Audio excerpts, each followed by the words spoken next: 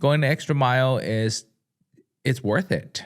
Like if I guess at the end of the day, you're gonna be like, hey, Yuki, what's the point of going the extra mile, man? Like for reals. The more that they give you can be more than you've ever expected.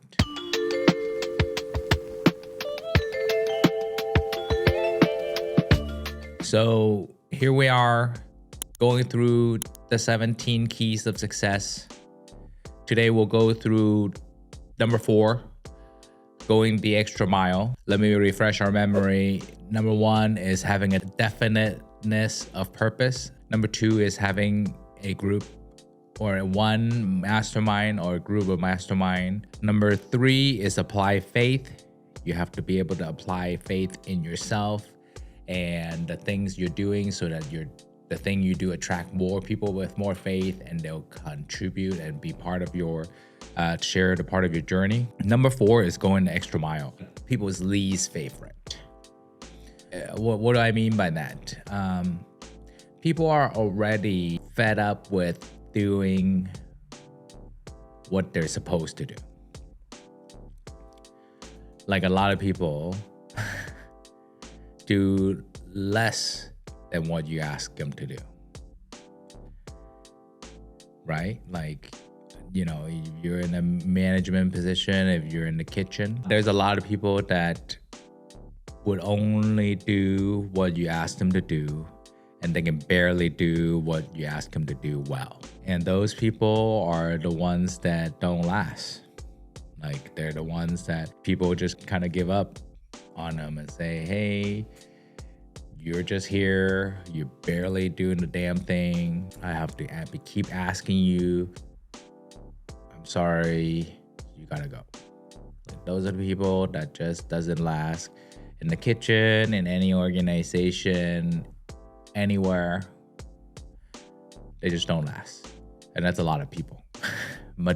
And there's the majority people that would do only what you ask them to do. Meaning like they are really good at following the rules. But if you don't but they would not go anywhere above and beyond what they're supposed to do. It's like, you want me to be here at 9 to 5, I'll be here at 9 to 5 with a smile. But before then and afterwards, no thank you. Leave me the fuck alone. Or there's people that's like, it's in their job description, hey, my job description is to do this and do that, but not to wipe tables and not to do this or do that. Okay.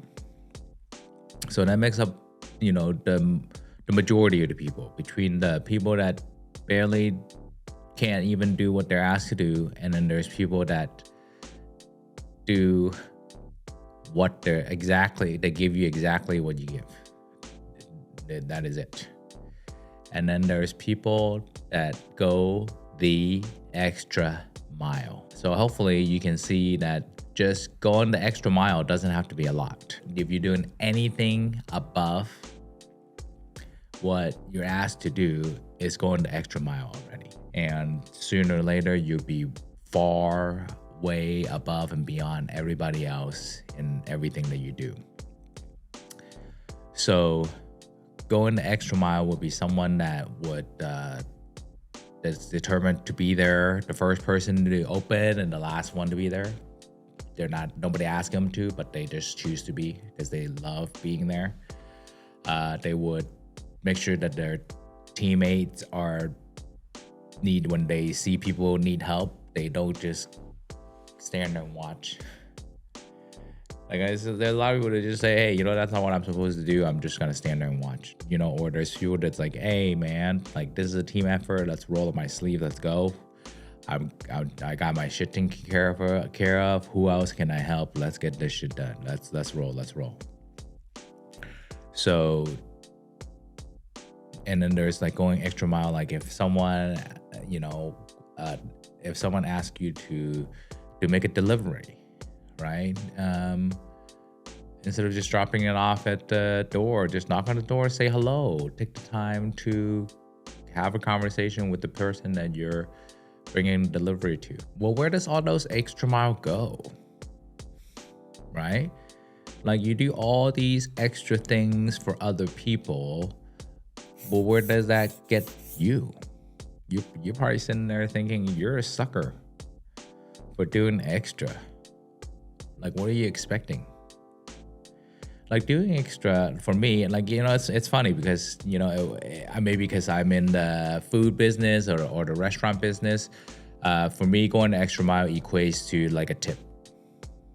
Like people tipping you. And I know I'm from the back of the house and I'm in the management, so I never really dealt with tips. But I see firsthand that there are guys and girls that are out there that are killing it with tips, that their manager would love to be earning what they're earning. Their chef would love to be earning what they're earning, just by being there or doing the extra. Well, what are they doing extra to earn that? See? Take a deep breath. You're just huffing and puffing out there. I know you son of a guns out there, but like, yeah, fuck them servers. They're making all kinds of tips, and while I'm back here doing dishes and fucking hustling by the stove and chopping my fingers off. Like, but wait a minute, dude. First of all, being a server is not pretty. Like, it sucks because you have to deal with the people. Even the nicest, most friendly, social person being a server, it fucking sucks because the person that comes in, they expect you to treat them like a fucking king, and there's days that you don't want to do that. And they sling around their $1 or $2 tip or whatnot. I don't want to go all the way back to like when I was young and like my previous gig at corporate. I think just being where I'm at, going the extra mile, yield me the abundance that I never expected. And it's so funny because this is probably the only place in the world that my talent can yield the kind of what I produce versus what I get paid for it's not in the same kind of math realm, number realm that I'm used to be dealing with. You see, I worked in a corporate environment where the food cost per head was like $1.25 or something like that, like $1.25. I know. And I was in private schools. It was better when I was at Sacred Heart Prep, where I was able to just mark the food up. So it was like 30% food costs. Like retail, like I marked it up retail so that they get some decent food, because they can afford it. And plus I went to corporate, I went and did retail at the Boiler House and came back. My sense of pricing on things kind of changed. But anyway, yeah, I used to do food meals that food costs that's like $1 or something, but I would feed thousands of people. And to now, I've done meals where it's thousands of dollars in ingredients and I only do a few people.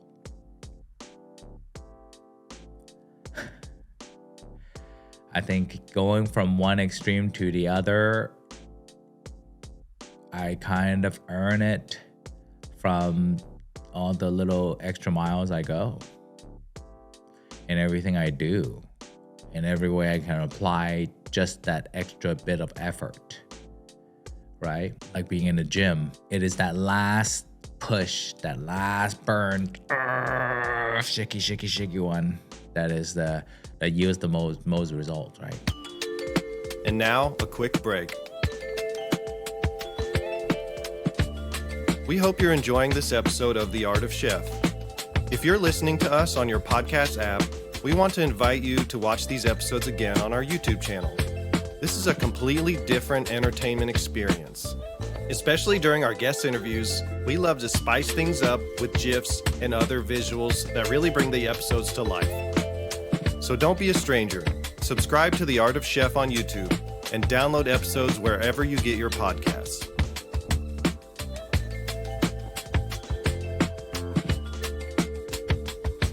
So yeah, with my current gig, even with all the extra miles, I've gotten bonuses bigger than I've ever dreamed of.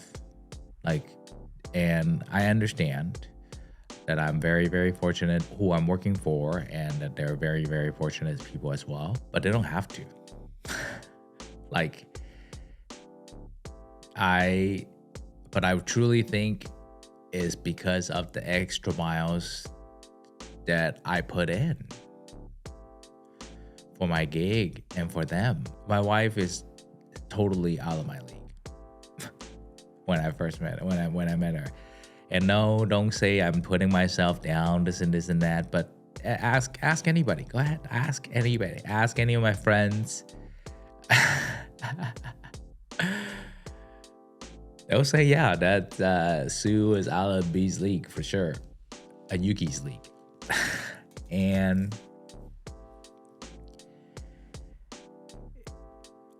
And I think it's always the extra miles. It's just the little things I do extra that landed me the job, landed me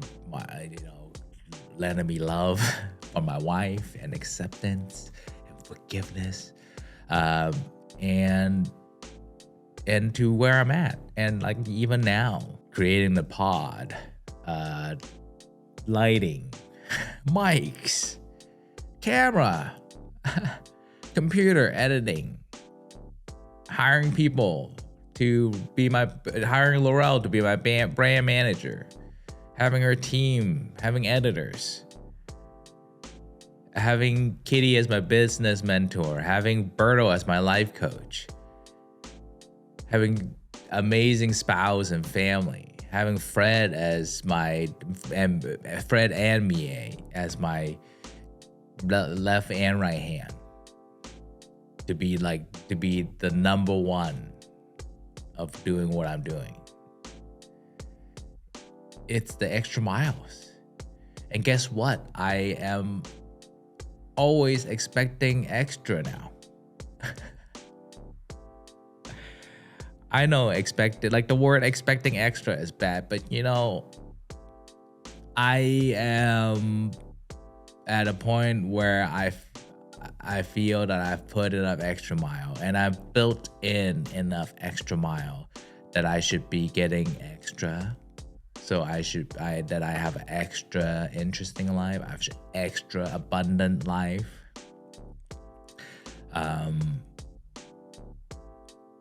And the fact that going the extra mile towards the thing that I applied my faith to, and that I have set a mastermind group to support me towards this definiteness of purpose of mine. I think I am that many more steps towards succeeding than those who are just sitting there talking shit about this, judging, or that if you're just wishing that one day you can get something started. Granted, I am blessed. Let me put it, I don't want anyone to say that I sound ungrateful. I am super grateful for the job that I have, the flexibility that allows me to have, and my financial situation that allows me to invest in myself to start this project. Going the extra mile it's worth it. If I guess at the end of the day, you're gonna be like, hey, Yuki, what's the point of going the extra mile, man? For reals. In Think and Grow Rich, Napoleon Hill talks about this story about Charles Schwab or Morgan Stanley, one of those JP Morgan, no, I don't know, Stan, no. One of those old bank person worked for Rockefeller, the steel tycoon. And there was years that Rockefeller would pay this person more than their salary in bonus. And Napoleon was like, hey, why do you do that? Nobody should be worth multiple times of their salary for bonus. And Rockefeller look at him and say, hey, dude, I don't want him to be out there competing against me. So of course I'm going to give him more than multiple times of his base salary for him to work for me instead of out there working for someone else or become my competitor. So after I read that, and that it actually happened to me, and that's when all of this Think and Grow Rich thing really got heated up, because we're only at fourth key, going the extra mile. There's 17, and knowing that me going the extra mile all this time isn't because I'm a sucker or I'm overtly nice because I'm trying to hide anything. I just know that from now on, when I get extra blessings, I'm just gonna be like, yeah, because the past Yuki planted a seed for this bit of extra, with a little bit of extra that he did. I don't know if you've read the essay on compensation by Wallace Wattles, wrote the book on the science of being rich. There is an essay on compensation, and you can look it up. You can look it up online, and it's free. You can read it, and it talks about how life is actually very fair. You know, it will pay you in the effort that you put in.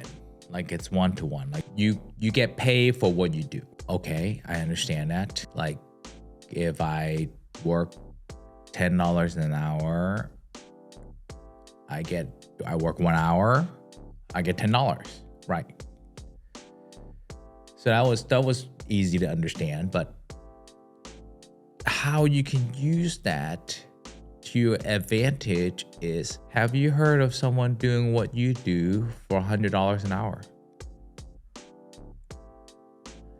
Have you heard of someone doing what you're doing for whatever minimum wage, or $20 an hour, $50 an hour, $100 an hour, $25 to $75 an hour? Have you heard of someone doing what you're doing for $100 an hour? No, that's fine. Have you ever heard of someone that makes $100 an hour? Yes. A plumber, an electrician, even a mechanic at the shop charges you $100. Or how about a lawyer? How about a consultant, right? These are people that makes upwards of thousands of dollars an hour. So the calculation of manifesting is that if you're working $10 an hour and you know that nobody else is making $100 an hour, but you do know that people do things for more than $100 an hour, you can safely assume that you can earn upwards of $100 and more doing exactly what you're doing, but at the right place, at the right people, at the right condition. That's where you prepare when a lightning strike, right? Unless it's grounded or if it's up high, it's not gonna strike there. Right? How do you strike with abundance, right? So now this is really key into building your success, is that you can, let's just say that you're out there flipping burgers. If flipping burgers is what you love and flipping a burger is easy for you to do, you should be able to attract the person that's willing to pay you however much you need to get paid to have the life that you want, flipping burger for that person. sounds super crazy, but that's how you find your match. I use my life, my private chef thing as an example. I work with a guy that can hire anybody to cook for him at any day. And I'm on it. I'm serious. Like he can ask Thomas Keller to come cook, and he would name a price big enough that Thomas Keller would clear his schedule and come out and cook and bring his team and cook. Yes, he can afford anybody, even Thomas Keller, to come cook for him, but nobody's gonna want to cook. Nobody's gonna want to solve his problem on a daily. See, I have to look at my job differently, what I do differently, right? I'm a private chef. I've cooked for a multi-billionaire. He can pay anybody to cook for him in any day in his lifetime, and he still have plenty of money for plenty of generations to come. I saw that there's an opportunity there for me to solve his problem and mine at the same time. His problem is, how is he gonna have some healthy, delicious food on the table for his family without his wife or himself having a slave over a stove over it? So he found someone like me. Yes, if what you're good at is flipping burger, and what you love to do is flipping burger, you're saying to Mother Earth that, you know what, if I wake up every day, I can flip burgers till I go to bed, as long as someone is willing to pay to support me, to sponsor me to do that. And I would do that. And so, and the world will give you what you ask for. If you ask the world for a penny, it'll give you 1 penny and no more. But on the other hand, if you ask the world for abundance, it will give it to you in ways you never expect. Maybe this extra mile project for me, recording the 17 keys to success, starting this pod about the arts of chef, doing all the YouTube videos about cooking, is setting me up for this abundance and success that I've dreamt about, that I learned from reading all the personal development and self-help, and I have applied to my own personal career being a chef. All right, that's a wrap. So yeah, this is the 4th key to success. Number 1 was definiteness of purpose. Number 2 is having a mastermind. Number 3 is applied faith. And number 4, today what we talked about is going the extra mile. And number 5, what we're going to talk about next, which it's really, really important, is pleasing personality. Number 5. So I hope to see you then. And if you're still here, thank you so much. I love you. I believe in you. I'm out there struggling and going the extra mile right there with you. Hope you have a great day. Thank you so much. Peace. Thanks for joining us today. Before you go, don't forget to subscribe wherever you get your podcasts. If you enjoyed this episode, it only takes a moment to post a positive rating and review. Your support allows us to grow the community and reach more extraordinary people just like you. And come check out the Art of Chef YouTube channel on your next lunch break. We'd love to see you there. Thanks again for listening. See you in the next episode.